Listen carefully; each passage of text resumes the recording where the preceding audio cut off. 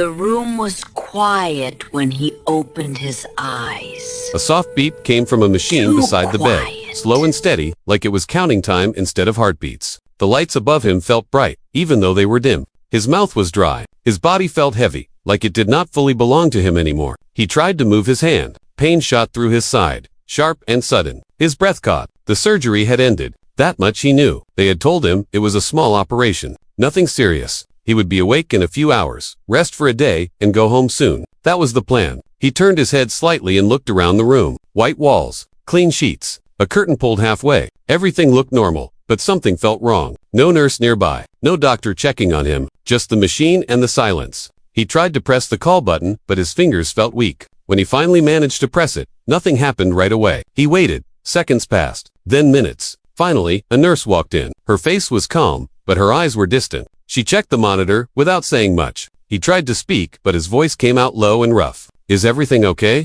he asked. She nodded, but too quickly. "You had surgery. You're awake now." He waited for more explanation, but she turned toward the door. "Can I stay here?" he asked. "I feel dizzy." She paused. Her hand stayed on the door handle longer than needed. "We'll see," she said, and walked out. That was when the fear started. Another nurse came in soon after. Then another. They whispered to each other near the window. Their voices were low, but their movements were fast. One of them pulled the curtain all the way open. Another checked his wristband again, even though it was already clear. He felt like an object, not a person. "Is something wrong with the surgery?" he asked. No one answered him directly. One nurse cleared her throat. "We need to move you." "Move me," he repeated. "Where?" She avoided his eyes. "This room is needed." He felt a wave of confusion. "But I just woke up. I can't even stand." The nurse sighed softly, like she was tired. "Not sorry. We'll bring a wheelchair." His heart began to beat faster. Hospitals did not move patients like this for no reason. Not right after surgery. Not without explaining. "Please," he said, trying to stay calm. "Just tell me what's happening." No one replied. They returned with a wheelchair. One nurse began disconnecting machines. Another folded his blanket without asking. His personal bag was lifted from the chair and placed on the floor. He felt exposed, weak, small. "I just had surgery," he said again, louder this time. "I need rest." One nurse finally looked at him. Her eyes showed something close to fear. "I'm sorry," she said quietly. "This isn't my decision." They helped him into the wheelchair. Pain burned through his side as he shifted. He gritted his teeth but did not cry out. People in nearby rooms watched as he was pushed into the hallway. Some looked confused. Some looked away. The hallway lights felt colder than the room. The air smelled sharp and clean, but it made his stomach turn. They stopped near a side area, near a wall with no windows. The nurses left him there, alone. No explanation, no doctor. Just the sound of distant footsteps and rolling carts. As he sat there, trying to breathe through the pain, one thought kept repeating in his mind. This was not normal. And whatever was coming next, he felt sure of one thing. This surgery was not the real problem. He sat in the wheelchair, pressed close to the wall, trying not to move. Every small shift sent pain through his side. His legs felt weak, like they might give up completely if he tried to stand. The hallway felt colder than the room he had been taken from. The lights above were bright and unforgiving. Minutes passed, maybe more. Time felt slow when no one spoke to him. A nurse walked past without stopping. Then another. They glanced at him quickly, then looked away. He felt invisible, like he had already been forgotten. He cleared his throat. "Excuse me," he said, forcing his voice to sound steady. "Can someone tell me what's happening?" The nurse stopped but did not come closer. "You need to wait," she said. "Wait, for what?" He asked for instructions. She replied, then walked off. His hands began to shake. Not just from pain, but from fear. He had followed every rule. He had trusted the hospital. He had signed the papers without question. And now, after surgery, he was sitting in a hallway like he did not belong there. He looked down at his wristband again. His name was printed clearly. He was a patient, a human being, not a problem to be pushed aside. A cleaning cart rolled past him. A worker slowed down, glanced at him, and frowned. "Are you okay?" the worker asked quietly. He opened his mouth to answer, but before he could speak, a nurse appeared from nowhere. "He's fine," she said sharply. "Please move along." The worker nodded and left. That small moment hurt more than the surgery. Someone had tried to see him, and it had been shut down instantly. The pain in his side grew stronger. His mouth felt dry again. He wondered if it was safe for him to sit like this after surgery. No one checked his bandages. No one checked his blood pressure. No one asked how he felt. He tried to stand, just a little, to adjust his position. His legs failed him. He dropped back into the chair, breathing hard. That was when he realized something important. They were not worried about his health. Another nurse came over with a clipboard. She did not look at his face, only at the paper. "You'll be moved shortly," she said. "Moved where?" he asked. She hesitated. "I don't know yet." That's not an answer, he said, his voice shaking now. I had surgery. I need care. She lowered her voice. I know, but you're not supposed to be here. The words hit him like a slap. Not supposed to be here. She glanced around, then leaned closer. Just stay quiet, she whispered. It will be easier. Easier for who? He wondered. A group of staff walked past, talking quickly. He caught pieces of their words. Room request. Timing is bad. Paperwork isn't cleared. His chest tightened. Paperwork. Timing. None of that had anything to do with healing. Another patient was rolled past on a bed, surrounded by nurses. Curtains closed. Care given. He watched as they disappeared down the hallway. Why was he different? The nurse with the clipboard returned. This time, her tone was colder. We need to take you to a waiting area. I can't sit for long, he said. I'm in pain. She sighed. Everyone is in pain. That sentence stayed with him. They pushed the wheelchair again, turning into a quieter section of the floor. Fewer rooms. No windows. Just chairs lined against a wall. They parked him there and walked away. No curtain. No bed. No explanation. His phone was still in his bag, but his hands were shaking too much to use it. He thought about calling someone, but what would he even say? I was kicked out of my hospital room after surgery, and I don't know why. As he sat there, alone and hurting, he began to understand something deeply unsettling. This was not about space, this was about something they were trying to hide, and whatever it was, he was sitting right in the middle of it. The waiting area was quieter than the hallway, but the silence felt heavier. The chairs were empty, lined up against the wall like they had not been used in a long time. A clock ticked above him, loud enough to count every second. His body ached, and the pain medicine from surgery was slowly wearing off. He shifted in the wheelchair and winced. No one came. Across from him, a set of double doors stayed closed. People went in and out, but never looked his way. When they did speak, their voices dropped low, almost careful. He heard whispers. Did anyone tell him? Not yet. We shouldn't delay this. The papers aren't ready. His stomach tightened. They were talking about him. He was sure of it. He leaned forward slightly, trying to hear more, but the pain stopped him. His breathing grew shallow. Sweat formed on his forehead, even though the room felt cold. A young nurse walked by and slowed down when she saw him. Her face changed when their eyes met. She stopped, then looked over her shoulder, as if checking who was watching. You shouldn't be here alone, she said softly. Relief washed over him. Finally, someone noticed. Then why am I? He asked. She opened her mouth to answer, but a sharp voice cut through the air. Don't. A senior staff member stood near the doors, arms crossed. The young nurse froze. Her face went pale. Go back to your station. The senior staff member said. The nurse nodded quickly and walked away without another word. The message was clear. Silence was expected. His chest felt tight, not from pain alone, but from fear. Whatever was happening, people were being told not to talk to him. He watched the double doors again. Through the small window, he could see people standing around a table. Papers were spread out. Fingers pointed. Heads shook. This was not normal post-surgery care. He remembered how calm everything had seemed before the operation. The simple words, the reassuring smiles, routine procedure, they had said, no complications expected. Yet, here he was, treated like a problem instead of a patient. Another nurse finally approached him, holding a small cup of water. She handed it to him without meeting his eyes. Can you tell me what's going on? He asked. She hesitated, then shook her head. I don't have permission. Permission to explain my own situation, he asked quietly, her lips pressed together. Just drink the water. She walked away before he could say anything else. His thoughts began to race. Had something gone wrong during surgery? Had they made a mistake? Was someone trying to avoid responsibility? The word report echoed in his mind. He looked down at his bandage. It was clean. No blood. No sign of panic care. If there was a medical emergency, doctors would be rushing, not whispering behind closed doors. That scared him more. A man in a coat he did not recognize walked past. Not a nurse. Not a doctor. He carried a folder thick with papers. He went through the double doors and locked them behind him. Locked. His heart began to pound. Minutes later, the same man came out and spoke to the senior staff member. Their voices were low, but one sentence reached him clearly. He wasn't supposed to hear any of this. The senior staff member glanced toward him. Their eyes met for half a second. Then the staff member looked away, his hands clenched into fists. So it was true. There was something he was not meant to know. He tried to sit up straighter, but dizziness hit him. His vision blurred. He leaned back, breathing slowly, afraid that if he fainted, no one would notice. The young nurse passed by again. This time, she did not stop, but as she walked past, she whispered without turning her head. I'm sorry. Those two words told him everything. Something serious was happening. Something that involved him, something no one wanted to explain. And whatever it was getting closer. As he sat there, waiting and hurting, his mind began to drift back to the hours before the surgery. It was strange how clearly he could remember everything now, as if his thoughts were trying to find answers in the past. He remembered walking into the hospital early that morning. the smell of clean floors, the sound of carts rolling by. He had been nervous, but hopeful. The pain that had brought him there had been getting worse for months. And this surgery was supposed to fix it. A staff member had handed him a clipboard, pages of papers, small writing, medical words he did not fully understand. Just routine forms, they had said with a smile. Sign here, here, and here. He had hesitated for a moment. One page had a long paragraph in smaller print. He remembered pointing at it. What does this part mean? He had asked. The staff member had glanced at it quickly. Standard hospital language, they said. Nothing to worry about. He had trusted them. Now, sitting alone in a wheelchair after surgery, that memory made his chest feel tight.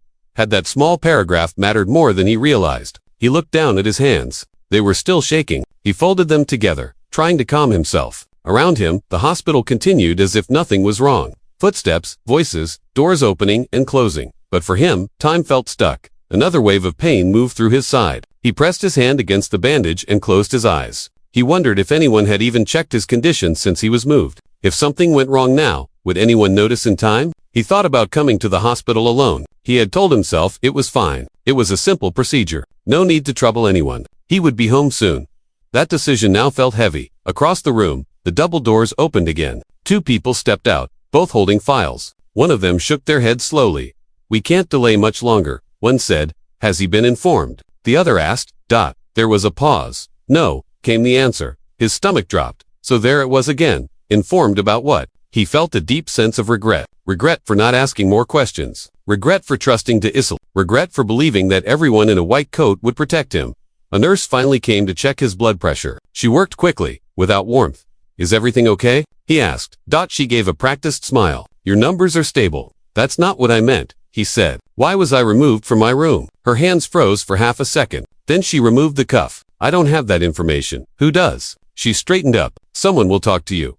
When? He asked. She paused. Soon. Soon felt like another word that meant nothing. As she walked away, he noticed something new. A guard now stood near the entrance of the area. Not close, but close enough. Watching that sent a chill through him. Guards were not part of recovery. His breathing grew shallow again. He tried to focus on something normal. The clock, the floor tiles, anything to keep his thoughts from spinning. He reminded himself that he was still alive, that the surgery was over, that no one had said the word danger or emergency. Yet, everything around him felt controlled, measured, careful, like people were waiting for the right moment. Then, without warning, a senior staff member approached him again. This time, they held his file in both hands. They looked at him closely, not with coldness, but with something closer to concern. Can you confirm your full details for me? They asked. He gave his information, his voice low. They nodded slowly, then said something that made his heart stop. We need to make sure everything matches before the doctor arrives. The doctor. No one had mentioned a doctor until now. And somehow, he knew when that doctor arrived, nothing would be the same. The words before the doctor arrives stayed in his mind long after the staff member walked away. He sat straighter in the wheelchair, ignoring the pain in his side. A doctor had not come to see him since he woke up. Not once. Now suddenly, one was on the way. That alone told him this moment mattered. The waiting area felt smaller. The air felt heavier. Every sound seemed louder than before. He watched the double doors, half expecting them to open at any second. When they finally did, the person who stepped through was not who he expected. The doctor was older, with calm eyes and slow movements. His coat was slightly worn, like he had been in the hospital longer than most. He did not rush. He did not look nervous. He looked steady. He walked straight toward him. Hello, the doctor said gently. I'm sorry it took so long to get here.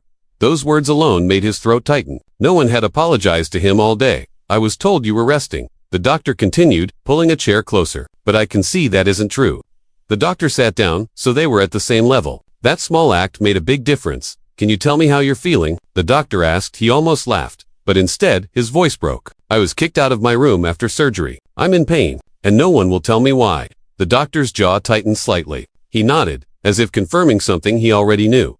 That shouldn't have happened, the doctor said quietly. He felt a wave of relief, mixed with anger. Then why did it? The doctor took a slow breath. Before I explain anything, I need to ask you something important. Are you feeling clear enough to understand what I'm about to say? Yes, he said immediately. Please. The doctor glanced toward the hallway, then back at him. Good, he said, because what I'm about to tell you was not part of the original plan today. That sentence sent a chill through him.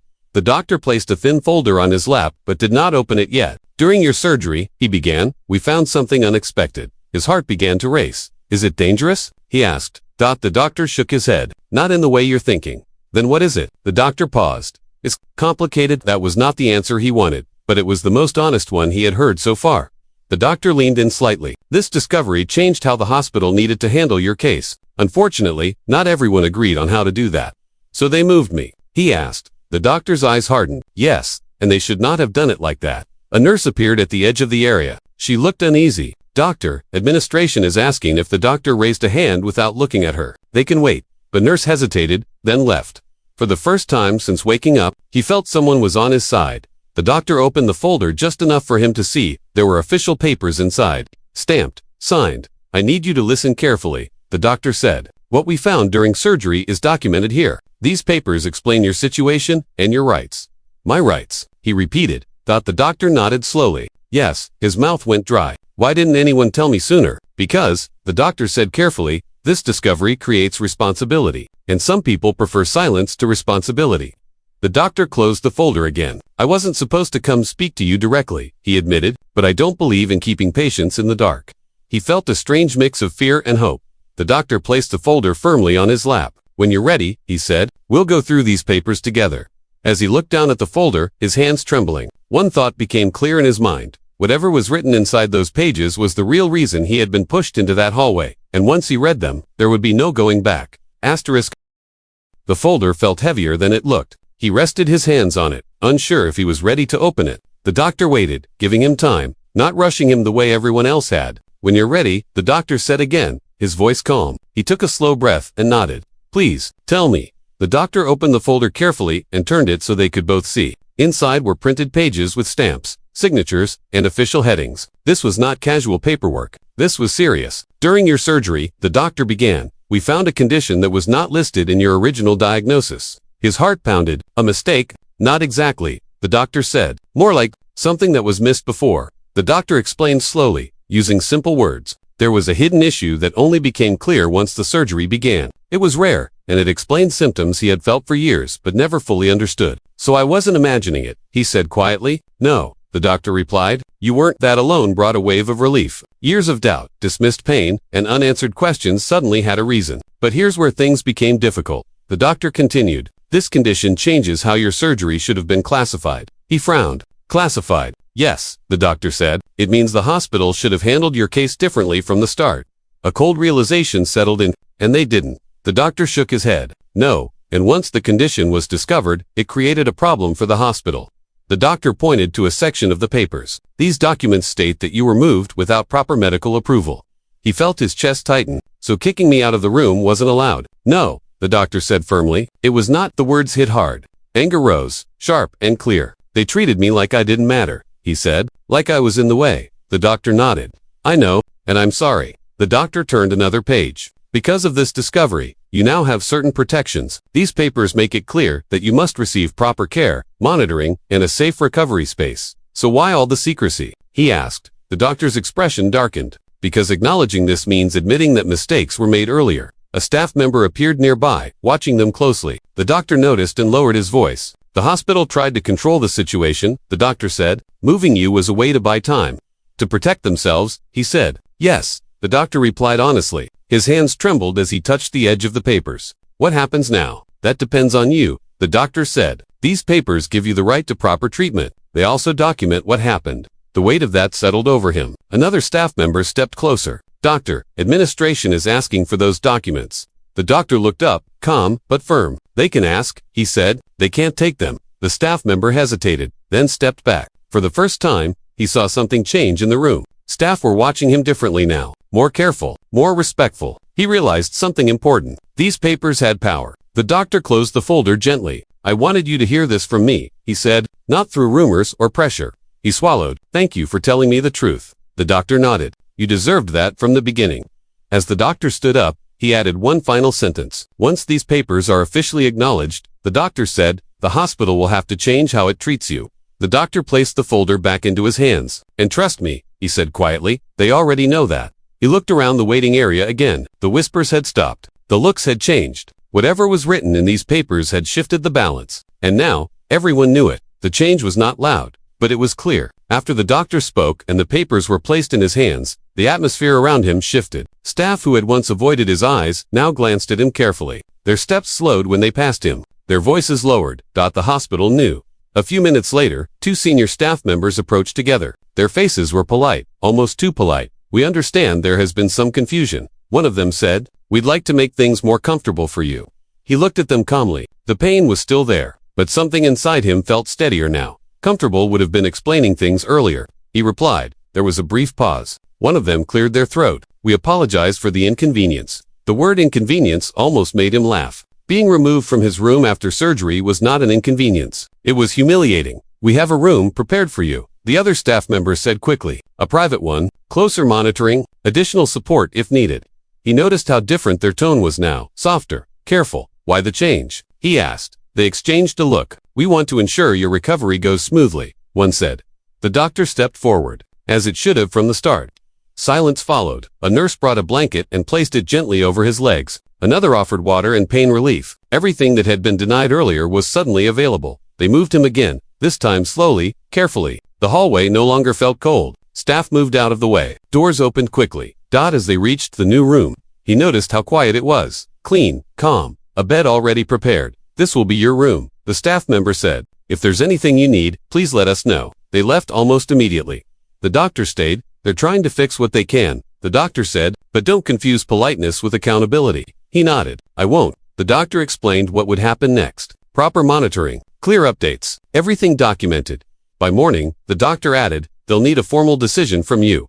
"A decision about what?" he asked. "How you want to move forward," the doctor said. "These papers protect you, but they also give you choices." He lay back in the bed, staring at the ceiling. His body was tired. His mind even more so. For the first time since waking up, he was not afraid of being ignored, but he was afraid of the choice ahead. Later that night, a hospital representative came by. They spoke carefully, choosing every word. "We regret the earlier handling of your situation," they said. "Our goal is your well-being." He listened without interrupting. When they finished, he asked one simple question. "Will this be written down?" The representative paused. "Yes, then I'll listen," he said.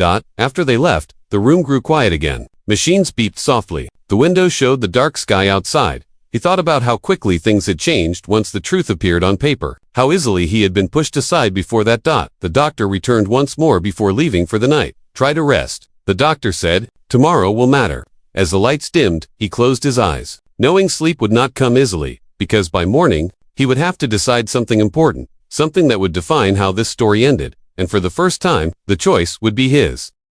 Morning came slowly. Light crept through the window, soft and pale. He had slept only in short pieces, waking often from discomfort and thoughts that would not rest. But even with the tiredness, his mind felt clearer than it had the day before. A nurse entered quietly and checked his vitals. Her voice was gentle. She explained what she was doing before touching anything. It was a small thing, but it mattered. "Your doctor will be here soon," she said. He nodded. "Thank you." After she left, he stared at the ceiling again. He thought about how different this room felt compared to the hallway. The care, the respect, all because of papers that proved he mattered. That truth sat heavy in his chest. When the doctor arrived, he carried the same calm presence as before. He pulled up a chair and sat close. "How are you feeling?" the doctor asked. "Sore," he answered honestly, "but clear." "That's good," the doctor said, "because today is about choice, not pressure." The doctor placed the folder on the table beside the bed. "You have a few options," he explained. "You can allow the hospital to proceed quietly, correct your care, and move forward without raising concerns." He listened carefully. "Or," the doctor continued, "you can request that everything be formally acknowledged and documented." In detail, he understood the difference. One path meant peace and silence. The other meant standing up. "What would you do?" he asked. The doctor met his eyes. "My job isn't to decide for you," he said, "but I will support whichever path you choose." He took a deep breath. Fear rose up, familiar and sharp. Fear of being difficult. Fear of consequences. Fear of being alone, again. Then he remembered the hallway, the whispers, the guard, the way he had been treated like a problem instead of a person. "I don't want anyone else to go through that," he said quietly. The doctor nodded. "Then you already know your answer." Later that morning, hospital administration returned. Their tone was respectful, but careful. "We hope to resolve this smoothly," one of them said. "I do too," he replied. "That starts with honesty." They placed documents in front of him, pages meant to close the issue quickly. He read them slowly, no longer afraid to take his time. "Please don't mention what happened after surgery," he said. There was a pause. "We can revise them," someone said. I want the full truth included, he said calmly. All of it. Silence followed. Then, slowly, they nodded. Hours later, the updated papers were returned. This time, they reflected what he had experienced. The room removal, the lack of explanation, the delay in care. He signed them with a steady hand. In that moment, something inside him shifted. He was still healing, still weak, still in pain. But he no longer felt small. The doctor visited once more in the afternoon. You did the right thing, he said. I know, he replied. As evening approached, he looked out the window again. The sky was clear now. He knew recovery would take time. His body needed rest. But his voice had already begun to heal something deeper. Tomorrow. He would leave this bed stronger than when he entered it. Not because of surgery, but because he chose dignity over fear. The day he left the hospital was quiet. No rush, no tension. Just the soft sounds of morning and the steady rhythm of machines being disconnected one by one. A nurse helped him sit up slowly. His body still felt sore, and each movement reminded him that healing would take time. This pain was different now. It was honest pain. The kind that comes with recovery, not confusion. His discharge papers were placed carefully in his hands. Everything was explained clearly. Medications, follow-up visits, warning signs to watch. 4. No rushed words, no half answers. This was how it should have been from the beginning. As he changed into his clothes, he thought about the hallway, the cold wall, the wheelchair, the silence. It felt distant now, like a bad memory that had finally found its place. The doctor came by one last time. You handled this with strength, the doctor said. Not everyone can. I didn't feel strong at the time, he replied. That's usually when it matters most, the doctor said. They shook hands gently. No long speech, just mutual respect. As he was wheeled toward the exit, staff members nodded at him. Some smiled, others simply stepped aside. The building felt different now. Not smaller, not larger, just clearer. At the entrance, he stood up slowly. His legs were unsteady, but they held. He took a deep breath. Outside, the air felt fresh. Real! The sky stretched wide above him, and for the first time since before the surgery, he felt fully present. He paused before leaving the hospital grounds and looked back at the building. It was the same place that had frightened him, ignored him, and tested him. But it was also the place where he learned something important. That silence helps no one. That dignity should never depend on paperwork. And that even when you feel powerless, your voice still matters. He walked forward, step by careful step, not rushing. Healing was not about speed anymore. It was about respect, awareness, and self-worth.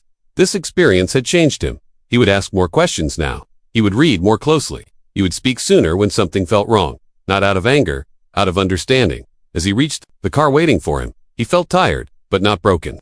Worn, but not weak. The hospital doors closed behind him, and ahead, the road was open. He did not know exactly what the future held, but he knew one thing for certain. He would never again allow himself to be treated like he did not matter.